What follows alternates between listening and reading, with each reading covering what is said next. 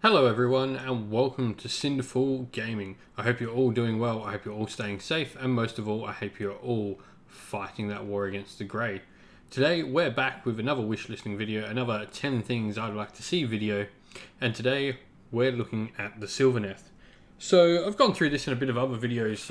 Sylvaneth are sort of close to me. I was back in Warhammer Fantasy, a Wood Elf player for a large portion of the time the game was around and my time in the game.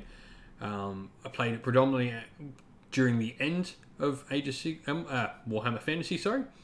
I played it from about the 2006 release all the way up to the end there in 8th edition.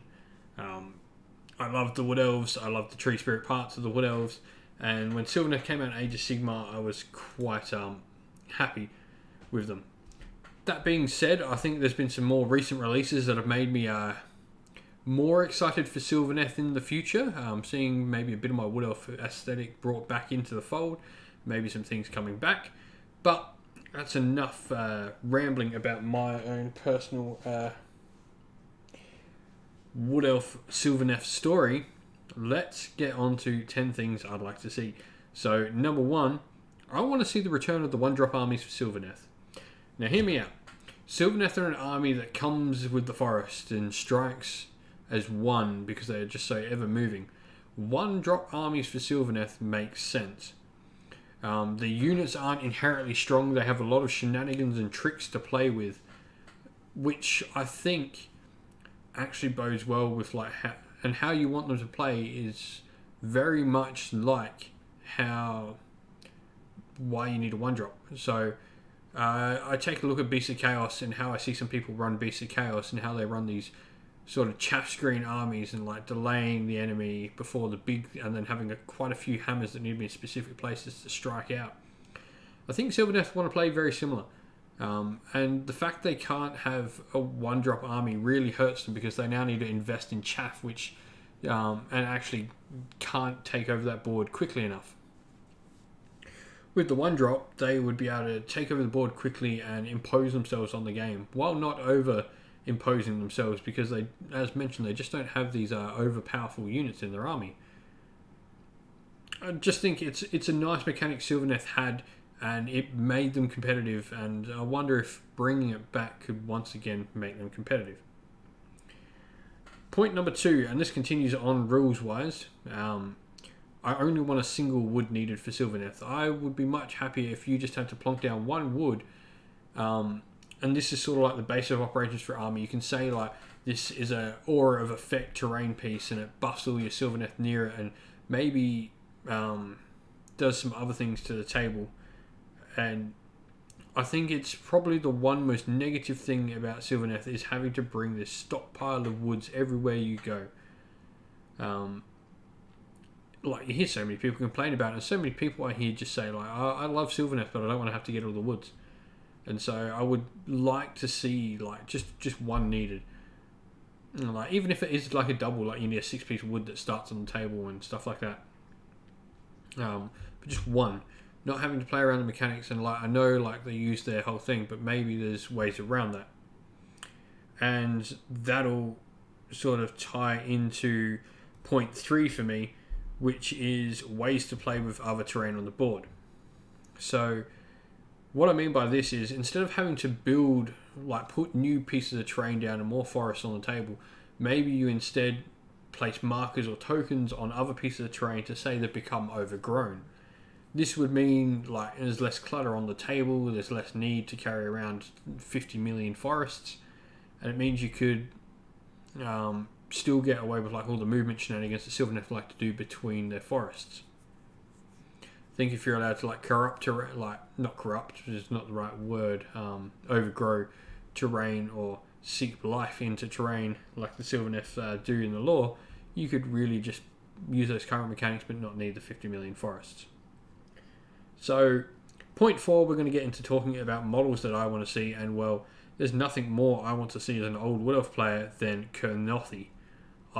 When the Beastgrave dropped and those Kurnothi came out, I was in love. Like they are fantastic models. They take the whole elves and give them a twist just like they do on everything. You give this sort of half corrupted by the realm sort of elf look to them. And yeah, I was all about the Satyr elves and the Centaur elf. I think the Kurnothi were fantastic. It also like ties in more with Kurnoth, and like who we're pretty sure is Kuranos, who is Orion. And Orion is one of my favourite Warhammer characters of all time. So would love to see that happen. And that sort of brings me into my next part is I want to see a Kurnoth model. Now the mystery surrounding him is like some parts like he's dead, some parts he's not. But if we're looking at like, well, maybe he's something very similar to what Orion used to be, where he can die and he can be beaten and can be struck down, and they collect his ashes and bring him back to life every summer, spring. It's just a thought on like maybe what we could do with him. Having him and Alariel together again would be like just a really cool dynamic of having this twin god faction, especially as it looks like more and more we're not getting the twin god faction with the Lumineth Realm Lords, with Tyrion and Teclis potentially having separate armies. I'd like to see this. Just a Kurnoth model. I don't know what a new Orion looks like in the future. Maybe he's very like a much larger Kurnothi. We can take the old aesthetics and sort of apply it to like a new, more modern model. Point number 6, I want to see a bigger Tree Lord. So the Tree Lord kit is fantastic, and it at one point was like a huge, massive kit. However, modern sized models, it is a little bit small.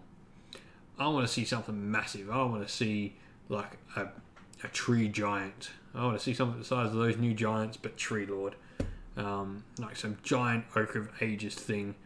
Or maybe it's like this giant walloping willow thing. But I just want a massive, massive Tree Lord. Point 7. So this sort of brings me back to like why I want Kurnoth back. So one of the interesting stories was always how Nurgle's like infatuated with Isha. And Isha is obviously the goddess in Warhammer that Ariel was an aspect of, and Alariel was an aspect of Isha. And so maybe we can bring back some sight on like and bring back like the plague wars that were ravaging the realms, and really have this sort of fight for Alariel's affection between Nurgle and Kurnoth, and it really creates this interesting dynamic for a cool piece of narrative to follow.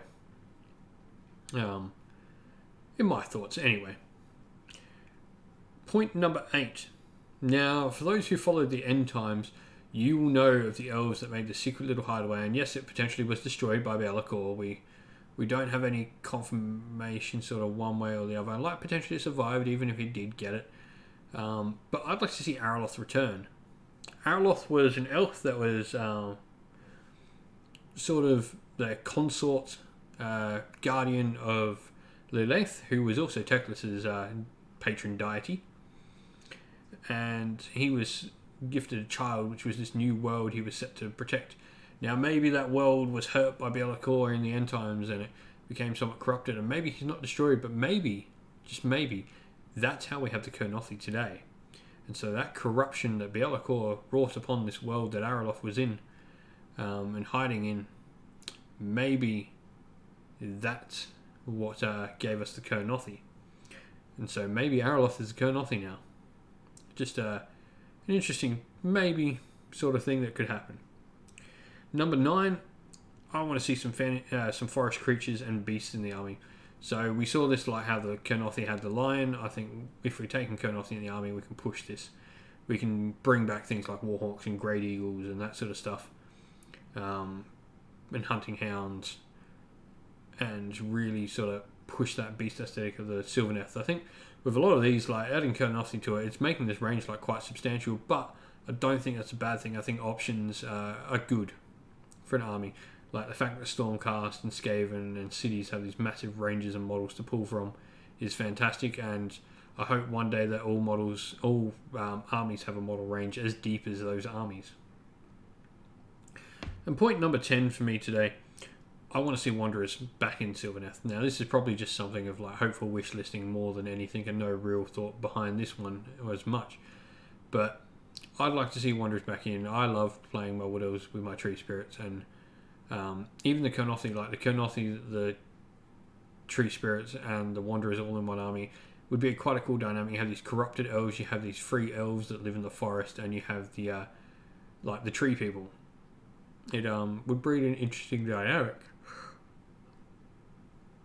Even if it is just they stay in cities and maybe there's 1 in 4 Wanderer units can be Wanderer or something like that.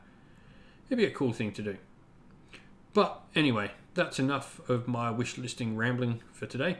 I'd like to know what you guys think about Sylvaneth. What would you like to see in Sylvaneth? And also, what factions would you like to see me do in the future? And what, or not even factions anymore, we're coming to the end, we're getting, punching our way through factions. So I'd like to know, topics that you'd like to see these ones to be done of. But, as always, don't forget to like the video, don't forget to subscribe, leave some comments down below of what you think, or what you would like to see for Sylvaneth. And as always, stay safe, stay healthy, and keep fighting that war against the Grey. I'll see you all soon.